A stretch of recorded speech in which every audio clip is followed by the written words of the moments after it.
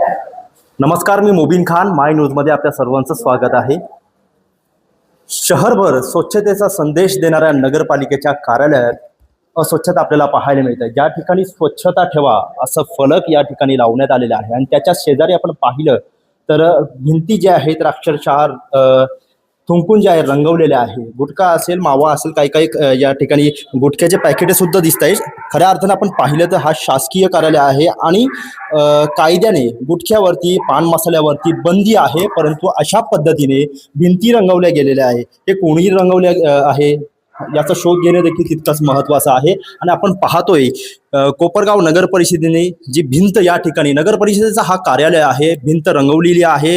लाखो रुपयांचा खर्च अशा पद्धतीने केला जातोय. परंतु दुसरीकडे आपण पाहिलं तर अस्वच्छता मोठ्या प्रमाणात आपल्याला दिसून येते आहे. माझी वसुंधरा अभियानाअंतर्गत कोपरगाव नगर परिषदेच्या वतीने अशा पद्धतीने रंगरंगोटी केली जाते. परंतु दुसऱ्या बाजूला आपण पाहिलं तर याच शासकीय कार्यालयामध्ये कशा पद्धतीने अस्वच्छता या ठिकाणी केली जाते आहे आपण पाहतोय. आणि विशेष म्हणजे या ठिकाणी एक फलक देखील आपल्याला पाहायला मिळते की येथे थुंकल्यास 500 रुपये दंड होईल आणि त्याच्याच जवळपास या ठिकाणी थुंकलेले असल्याचं आपल्याला पाहायला मिळत आहे. आणि संपूर्ण भिंतच जणू या ठिकाणी या थुंकून जे आहे तर रंगवलेली आहे. कशा पद्धतीने पिचकाऱ्या मारलेल्या आहे आपण पाहू शकतो.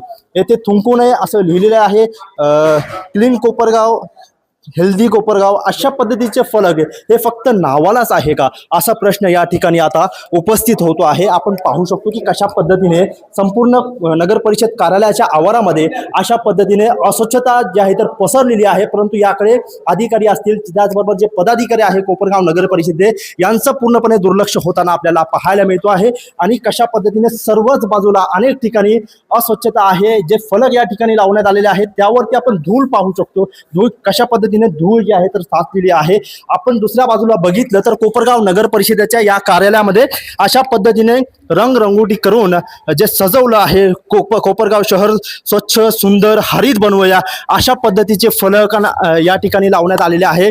आणि जागोजागी कोपरगाव नगर परिषदेच्या या कार्यालयामध्ये पर्यावरण त्याचबरोबर स्वच्छतेचे धडे दिले जाते आहे. परंतु त्याच नगर परिषद कार्यालयामध्ये सर्वत्र जे आहे तर अस्वच्छता पसरलेली आपल्याला पाहायला मिळत आहे.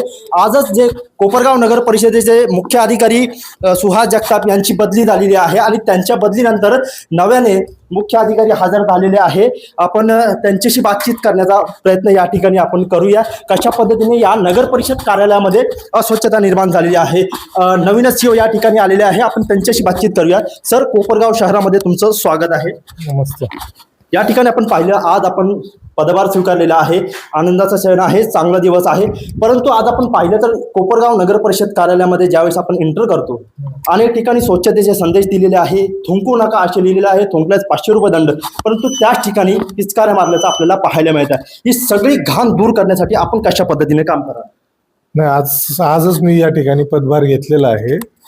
कोपरगाव शहराच्या सर्व स्वच्छतेच्या अनुषंगाने पाहणी करून सर्व रस्ते असतील, ब्लॅक स्पॉट्स किंवा कचऱ्यांचे जे स्पॉट्स असतील त्याची पाहणी करून त्यावर स्वच्छता करण्याची कारवाई पालिकेच्या वतीने करण्यात येईल. त्याचबरोबर हे जे आहेत की जे रस्त्यावरती युरिनेशन असेल किंवा थुंकणे असेल यावर दंडात्मक कारवाई पालिकेच्या वतीने यापुढील कालावधीमध्ये ॲग्रेसिव्हली केली जाईल.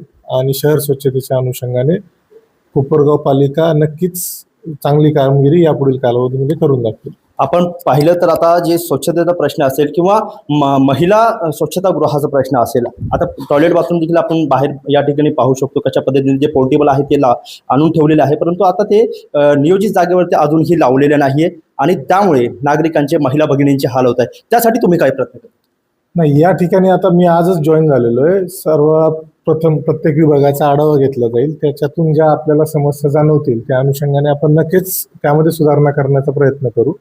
आत्ता जस्ट मी एक 10 मिनिटं झालेली या ठिकाणी हजर झालेलो आहे. परंतु याबाबत आढावा घेऊन नक्कीच चांगल्या पद्धतीने सेवा देण्याची आपण पालिका कार्यवाही करेल. नक्कीच सर, तुम्ही आजच पदभार स्वीकारलेला आहे. स्वागत आहे तुमचं कोपरगाव शहरामध्ये आणि नक्कीच कोपरगाव शहर विकासासाठी, स्वच्छतेसाठी तुम्ही चांगलं काम कराल अशीच अपेक्षा या निमित्ताने कोपरगावकरांच्या वतीने व्यक्त केली जाते.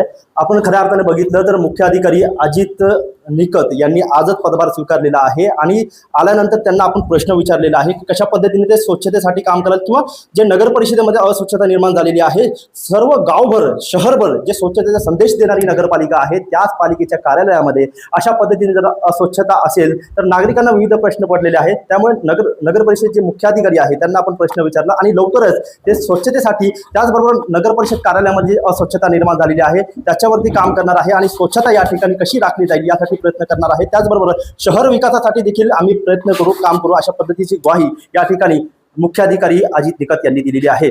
मोबिन खान, माय न्यूज, कोपरगाव, अहिल्यानगर.